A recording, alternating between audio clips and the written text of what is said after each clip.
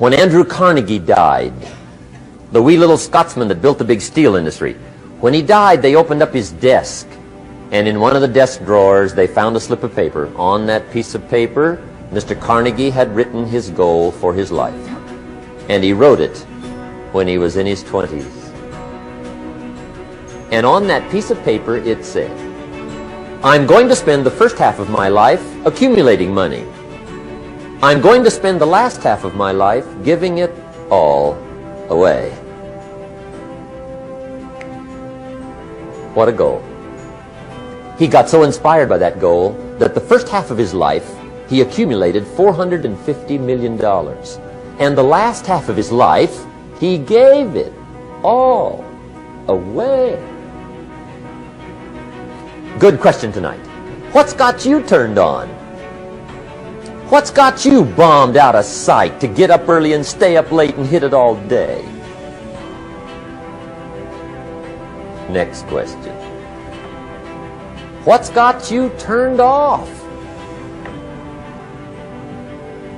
When I found the answers to those two questions, my life exploded into change. I finally found out what had me turned off, and I got that cured. And then I got me a long enough list of reasons to turn me on. And once the lights went on for me, age 25, they've never gone out. I've fallen out of the sky a few times, but I've never lost that drive to make something unique out of my life. See, reasons altered my whole life. Now, there's another list of reasons called nitty-gritty. Hard little reasons. Sometimes those little reasons are the most powerful reasons that can change your life. Sometimes it doesn't take much. I now carry several $100s in my money clip. It's only a few $100s, but it was one of those reasons turned my life around. Just before I met Mr. Schoaf, I heard a knock at the door. I go to the door, and there's a little girl standing there about this tall selling Girl Scout cookies. And she gave me one of the finest sales presentations I've ever heard. Special deal, several flavors, this whole package of stuff, $2. And with a big smile, she very politely asked me to buy. And I wanted to. Big problem. I'm broke. I don't have $2. And to this day, I can remember the pain and the embarrassment. I'm a father. I'm a husband. I've been to college. I'm working. I'm 25. I don't have $2. And I didn't want to tell her that for some reason. So I did what I thought was next best. I lied to her. I said, hey, look, I've already bought lots of Girl Scout cookies. I've still got plenty stacked in the house, which was not true. But it seemed to get me off the hook for the moment. She said, well, gosh, that's wonderful. Thank you very much. And she went away. When she left, I closed the door, and that was the day I said to myself, I don't want to live like this anymore. I've had it with lying, and I've had it with being broke. I'm never going to let this happen to me ever again. I promised that day I would work as hard as possible and would always carry plenty. It took me a little while, but now I do. It was one of those reasons.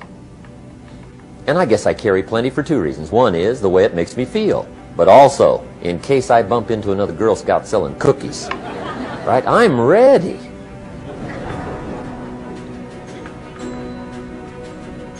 I walked out of the Bank of America one time up in Saratoga, California, where I used to live. Two little girls selling candy right outside the bank. Good place. Some girls' organization they're working for, right? I come walking out of the bank. This first little girl walks up to me. She said, Mister, would you like to buy some candy? I said, I probably would. What kind is it? She said, it's almond roca. I said, my gosh, that's my favorite. She said, wonderful. I said, how much is it? She said, it's just $2. I thought, incredible. I said, how many boxes of that candy have you got? She said, 5. And her little friend was standing there. She was selling candy too. I said, how many boxes have you got? She said, I've got 4. I said, that's 9. I'll take them all. They said, really? I said, yeah, it's my favorite. I've got some friends. I'll pass them around. They got so excited, put all this candy together. I reached in my pocket, gave them the $18. When I've got the candy and they've got the money, that first little girl looks up at me. She says, Mister, you are really something. How about that? Can you imagine only spending $18 and have somebody look at you in the face and say, you are really something? Now you know why I carry heavy, right? I'm not going to miss anymore. It was just one of those reasons. Helped to change my life. One of my nitty-gritty reasons was budget finance. Budget finance used to grind my soul.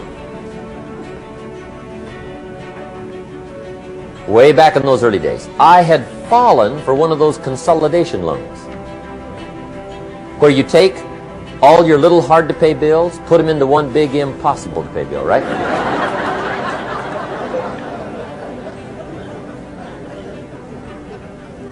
I would get 4 or 5 payments behind. This one guy used to call me day and night.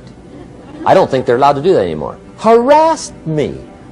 Threatened to run me in front of the judge. Threatened to ruin my credit. Threatened to embarrass my family. One day he said, we're going to come get your car, drag it rear end up down the street in front of your neighbors. The guy even called me a flake. And back in those days, I'm broke, I'm pitiful, there's nothing I can do about it. But I never forgot how the guy treated me. And when I met Mr. Shoaf, and I got my life straightened out, and the money started to flow, that was one of my first projects, budget finance. I poured it on day and night. I finally put all the money together I owed him, which was considerable. I picked a day for the payoff. And when the payoff day came, I put the money in small bills in a big briefcase. And I walked into the budget finance office on Wilshire Boulevard in Los Angeles. The guy who harassed me so often, his desk was about 3 back. I walked right up to his desk, startled him. You wonder what I was doing there? It was the first time I'd been there since I borrowed the money, right? Without saying a word, I opened up this briefcase, dumped this pile of money all over his desk. I said, count it. It's all there. I will never be back. And I turned around and stormed out. Now, that might not be noble, but if you haven't tried it, you've got to one time.